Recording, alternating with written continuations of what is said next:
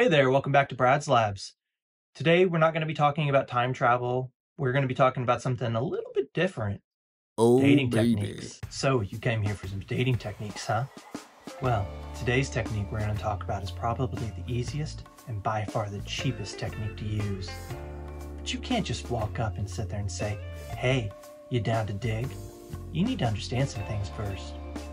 First, what made those layers, those complex layers? What geological factors went into making those complex layers? Before you can take and actually get into the dating, you need to understand all of those things. But you also need to understand, not everything is able to take and be dated. Sometimes you need some advanced dating techniques to get into that. So if you want to take and learn those, stay tuned for more. Now that I've roped you in under false pretenses, let's talk about archaeological dating techniques.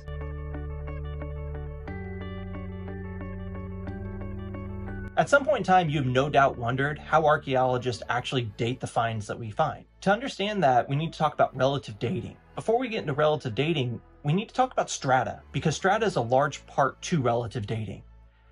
Strata is nothing more than soil layered on top of other soil. And think of it as an onion, or think of it as layers to Coruscant from Star Wars.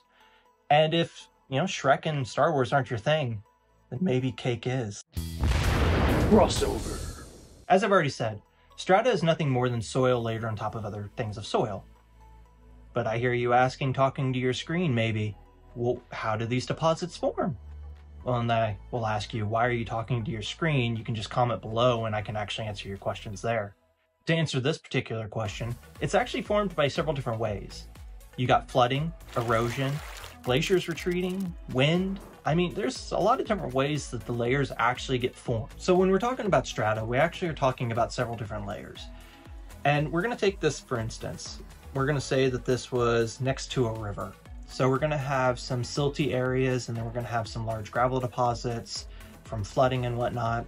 And that's what we're going to have to take and figure out is, what do we call these different layers? So we're going to start off with till. Till deposits are formed when a glacier retreats. The glacier is running away from whatever its problems are. We don't know. We're not going to ask. It's bigger than us and we're kind of scared of it. But it's going to leave rocks behind, and they're usually bigger rocks. So it's pretty easy to actually spot what a glacier looks like in the sedimentary layer. The next is lacustrine layers. Lacustrine layers are formed in lake beds. So if you've ever gone swimming in a lake and you've scooped up a whole hand of that silty, runny mess, and you decided to throw it at your sibling, well, then you actually already have experience with this layer. For the next layer, we're actually going to go back to our model. I say model, it's just a really delicious smelling cake, and I'm getting very hungry. But we're going to talk about fluvial layers. Fluvial layers are left behind when a river runs through, and they're going to leave layers of gravel and silt. Gravel's not so much fun to dig through, but the silt, wonderful. I love digging through silt. Outwash deposits are formed much the same way that your fluvial layer is going to be formed. Aeolian deposits are from wind. So if you've ever seen photos of a sand dune or been to a sand dune, you've been hit in the face by the wind and just all the rocks and everything, it sucks.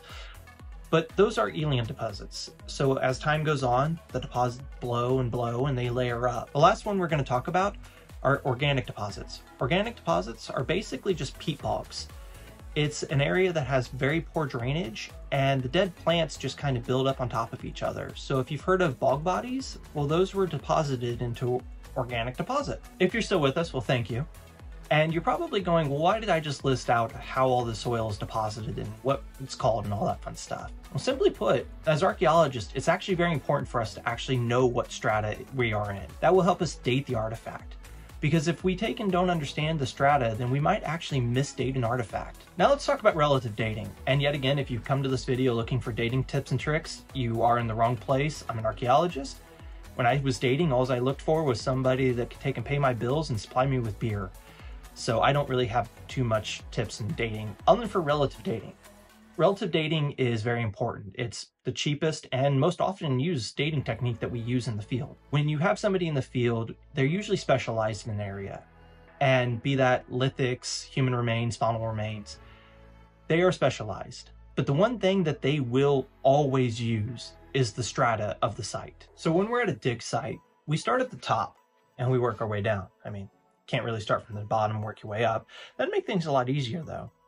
But when you take and dig from the top down, we're digging from the youngest to the oldest. At the very top, you've got this layer of topsoil, and then from there you got your different layers of strata. Now, we usually take and confine artifacts and say, let's say they're in the gravelly area, and we can date those artifacts and say, okay, everything in this area dates to that same time period. But that's saying that we live in a perfect world. Unfortunately, we don't. There's a few factors that go into why an artifact may not be found in the same level as its, siblings. First, humans. We are magpies. We love picking stuff up. We love carrying it with us. If we don't like it, we'll just drop it. It's just the way we work. So there's a possibility somebody may have dug up part of an area, decided that they didn't want that, dropped it, and then a flood came in, laying over a new layer of silt, but the artifact that was from the layer below is now into the top layer. It's just the way things work. Another way that it could be done is through shifting. So you can actually do an experiment at home to see this for yourself. Take a large bowl, get a bigger rock, not a brick, but a bigger rock, put the rock into the bottom of the bowl, cover it with soil. Gently start shaking the bowl. And what you're going to find is that rock actually moves its way to the top of the surface. So in areas where earthquakes happen, we might actually see this occur. Now let's say we live in a perfect world and none of those factors come into account. But somebody on site finds an artifact, let's say in the middle layer here, and nobody can identify the artifact, and there's no other artifacts in that same layer that we can identify. But we know it's going to be older than the layer above it, and we know that there's artifacts in this layer, so we can just sit there and give an approximate date. But if we want a little bit more of a certain date, we're going to take a soil sample. The soil sample is going to be sent into the lab. The lab is going to do radiometric dating, and that's going to give us a more approximate date for that time period for the artifact in this soil layer. Now, whenever we find artifacts in the same strata, in the same area, we can always just safely assume that that artifact is going to be from the same time period as the artifact before. When all is said and done, relative dating is the way we're going to take and date most artifacts. It's the cheapest way to do it. It doesn't really require anything more than the knowledge of the crew that's on site. It only gives us an approximate date. Some layers can be pretty thick. If we want a date for the artifact itself, and it's an organic material, we're going to take and send it into the lab if we have the money. And we're going to take and do something called radiocarbon dating. You've probably heard of it.